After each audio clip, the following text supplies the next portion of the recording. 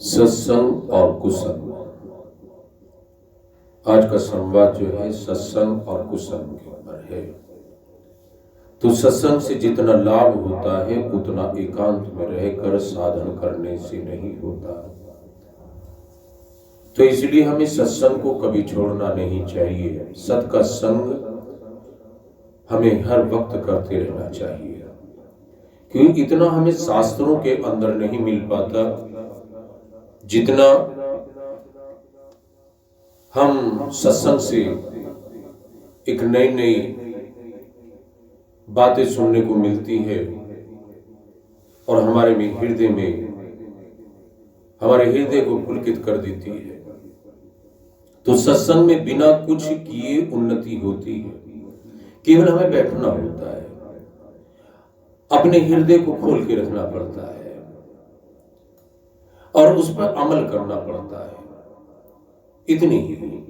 अगर आप संसार के किसी भी कार्य में लगो तो धन लगाओगे, समय दोगे, मेहनत करना पड़ेगा,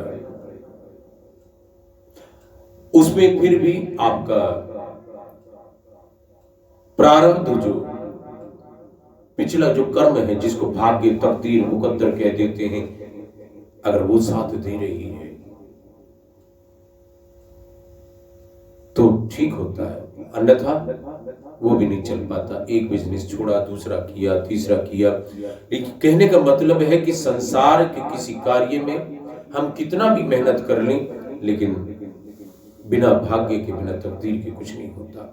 और यहां आपको कुछ नहीं करना पड़ता, केवल सत्संग में बिना कुछ किए उन्नति होती है और कुसंग में बिना कुछ किए पतन होता है।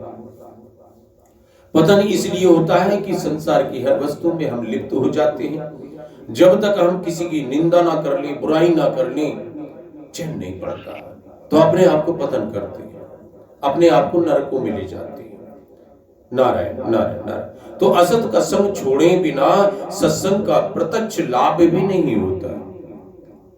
जब तक हम संसार की किसी वस्तु को या किसी घृणा या किसी को दुर्व्यवहार करते हैं, जब तक हम नहीं छोड़ेंगे तब तक हमें सत्संग के किसी भी प्रकार का लाभ नहीं मिल सकता। तो केवल सुनने से सत्संग नहीं होता, सत्संग होता है सत के साथ संबंध जोड़ने से और सत को महत्व देने से होता है।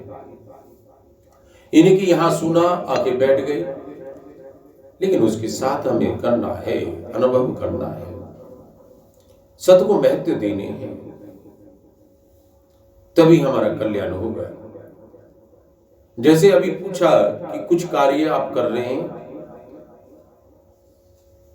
तो पूछने का मतलब ये था कि आप जो कर रहे हैं, यहां तो पता लग जाता कितने कर रहे हैं, लेकिन हम भी ये देखना चाहते हैं कि कितना बदलाव आया, कितना नहीं आया। तो हमें खुद करना पड़ेगा। जैसे आप भोजन को अपने आप करते हैं, थाली में से उठाते हैं, दांतों के नीचे लगाते हैं, टुकड़े तोड़कर उनको चबाना भी पड़ता है, गटकना भी पड़ता है, तो सभी कार्य करने पड़ते हैं खुद को। ऐसे ही संसार के कार्य में जब इतना आपको करना पड़ता है, तो भगवान के काम में केवल आपको मानना है और मान के उसका स्मरण करना है, उसके ध्यान में बैठना है, इतने तो करना है। तो सब में परिपूर्ण एक परमात्मा तत्व को देखना सत्संग है और सत का संग है। भगवान में प्रेम होना भी सत्संग है और नासवान का प्रेम मोह छूटना भी सत्संग है। जैसे शरीर के लिए भोजन आवश्यक है, ऐसे ही पारमार्थिक जीवन के लिए भी सत्संग आवश्यक है।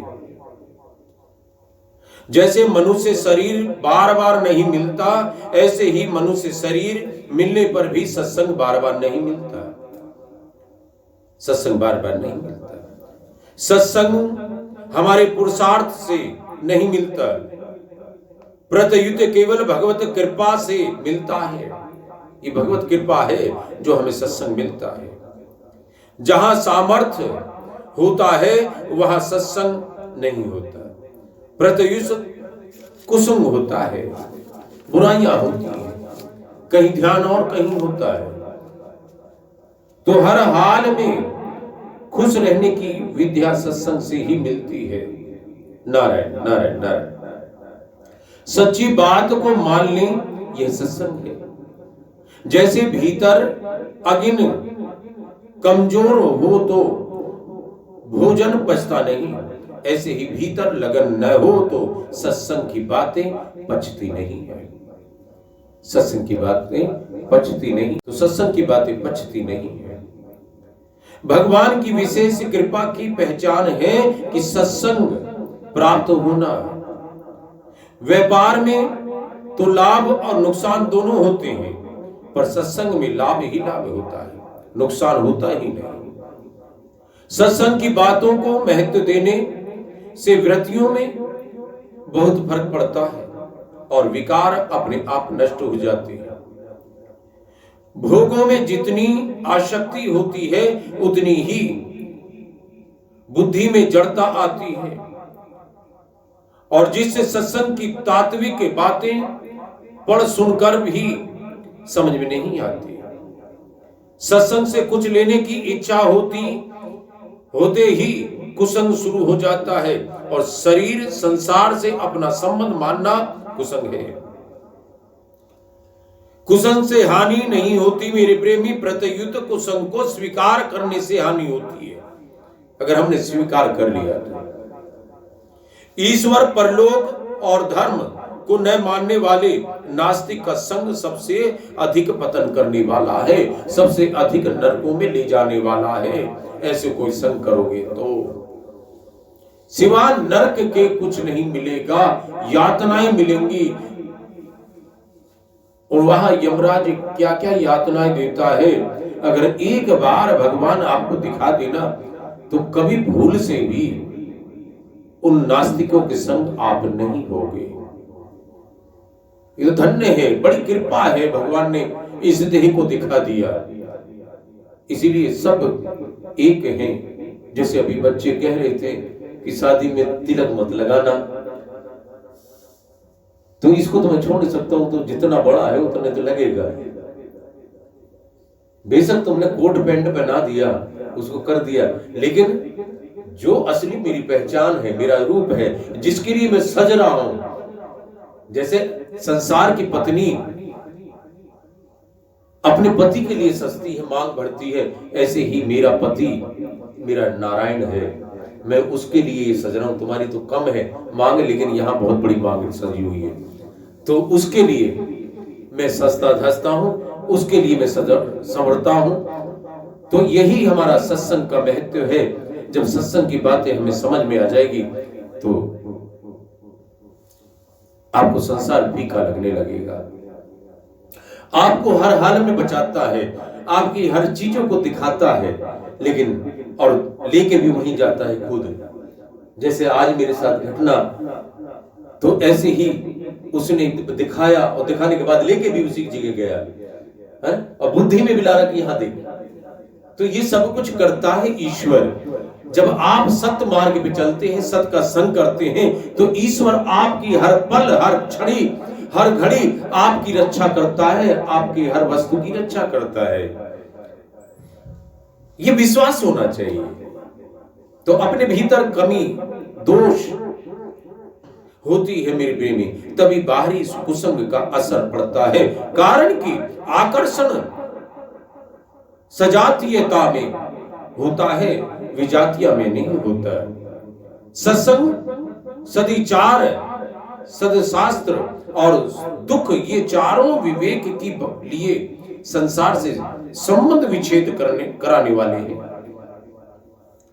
कई वर्षों से साधन करने पर तो जो तत्व नहीं मिलता वह सत्संग से तत्काल मिल जाता है। सत्संग से तत्काल मिल जाता है। साधन करना खुद धन को कमाना है। आप सोचते हैं कि संसार का जो धन कमा रहे हैं ये असली धन है, वो झूठा धन है। असली धन ये है कि हम सत्संग का जो धन कमा रहे हैं ये जन्मों जन्मांतरों तक मिलता है, प्रारब्ध जिसको बोलते हैं। अब जो हमने प्रारब्ध का जो फल अब ले रहे हैं, केवल हम वहां तक पहुंचते, ईश्वर पहुंचाता है, वहां काम मिलता है, प्रारब्ध के हिसाब से वहां उतना ही धन मिलता है। ऐसे ही अब ये जो धन हम कमा रहे हैं, सत्संग की पूंजी जो कमा रहे हैं, ये जो अब हम जन्म पाएंगे, किसी भी योनि में रहेंगे, ये हमें बना बनाया मिलेगा प्रारब्ध के हिसाब से। तो असली धन तो ये है। और हम संसार के धन में लगे रहे तो पतन की तरफ जा रहे हैं, क्योंकि हमने वहां के लिए तो कमाया नहीं। जो नया जन्म मिल रहा है, ये कई जन्मों तक आपको मिलता रहेगा, कई जन्मों तक ये आपका पीछा नहीं छोड़ेगा। तो कई वर्षों के से साधन करने पर जो तत्व नहीं मिलता, वह सत्संग से तत्काल मिल जाता है। मेरी प्रेमी नारायण नारायण नारायण। अरे साधन करना खुद धन को कमाना है, और सत्संग करना धनी आदमी के गोद में जाना है।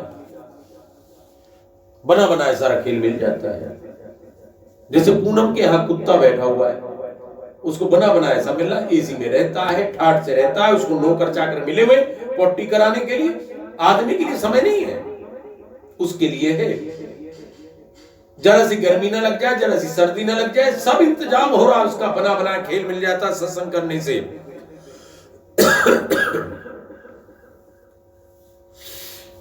तो सत्संग करना धनी आदमी की गोद में जाना है। जैसे गोद जाने वाले को कमाया हुआ धन मिलता है, ऐसे ही सत्संग में जाने से बिना साधन किए साधन होता है। नारायण नारायण नारायण नारायण। अब समय गया हुआ धन पुनः प्राप्त हो सकता है, पर गया हुआ समय पुनः प्राप्त नहीं होता। धन की तरह समय को तिजोरी में बंद करके भी नहीं रख सकते। अतः हर समय सावधान रहकर समय का सदुपयोग करना चाहिए। पैसों को तो तिजोरी में बंद करके रख सकते हैं या रखा जा सकता है, पर समय को बंद करके नहीं रखा जा सकता। जो परमात्मा ने हमें समय दिया है, उस समय को हम बर्बाद ना करें, व्यर्थ की बातों में ना लगाएं, संसार के धन में ना लगाएं। हमें संसार से थोड़ा सा हट के उस परमात्मा के नाम में लगाएं, तो हम समय को सदुपयोग करें, बर्बाद ना करें समय को। अतः हर समय सावधान रहें। अतः अपने अमूल्य समय को व्यर्थ के कर्मों में या कामों में खर्च करना नहीं करना चाहिए। समय का सदुपयोग न करने वाला व्यक्ति किसी भी क्षेत्र में सफल नहीं होता, किसी भी क्षेत्र में सफल नहीं होता। देखने में तो ऐसा दिखता है कि समय जा रहा है, वहम है, ये वहम है कि समय जा रहा है। देखने में लगता है कि समय भागा जा रहा है, भागा जा रहा है, लेकिन समय नहीं जा रहा है। पर वास्तव में देखा जाए तो शरीर जा रहा है, समय तो स्थिर है, वो तो चक्र चल रहा है, लेकिन आपका शरीर जा रहा है। आप मौत की तरफ भाग रहे हैं। जितने दिन निकल गए उतने दिन तो क्या बर्बाद गए। अब कितने दिन बचे हैं, उसे तो हम समय उसके लिए लगाए परमात्मा में। तो शरीर जा रहा है, समय नहीं जा रहा है। विचार करें कि जो समय चला गया, उस समय के सदुपयोग से हम परमात्मा प्राप्ति के मार्ग पर कितना आगे बढ़े हैं, कभी हमने सोचा है? तो इस बारे में हमें सोचना है और सावधान होना है। असत से हमें सावधान रहना है और सत का संग करना है। कहीं भी रहें, चाहे माइक के द्वारा हो, चाहे संगतों के द्वारा हो, किसी भी माध्यम से हमें सुनना जरूरी है और उस पर अमल करना है, चलना है स्वयं को। तो आज समय के बारे में हमें बहुत कुछ जानकारी मिली, सत्संग और कुसंग के बारे में। और कल चर्चा होगी साधक के बारे में कि साधक कैसा होना चाहिए, साधक को कैसे कर्म करना चाहिए, साधक कैसे परमात्मा के पास पहुंचेगा, साधक किस तरह से उसको ध्यान रखना चाहिए। क्यों हमें दूसरे के चक्कर में तो लग जाते हैं कि दूसरे को ठीक करें, हम खुद को नहीं करते, खुद को नहीं बदलते। पहले हमें अपने आप को बदलना है। साधक वही होता है जो स्वयं को बदलता है और उसके चरणों से, उसके स्पर्श से जो उसके संपर्क में आता है वो स्वयं अपने आप बदल जाता है। तो स्वयं को बदलना है।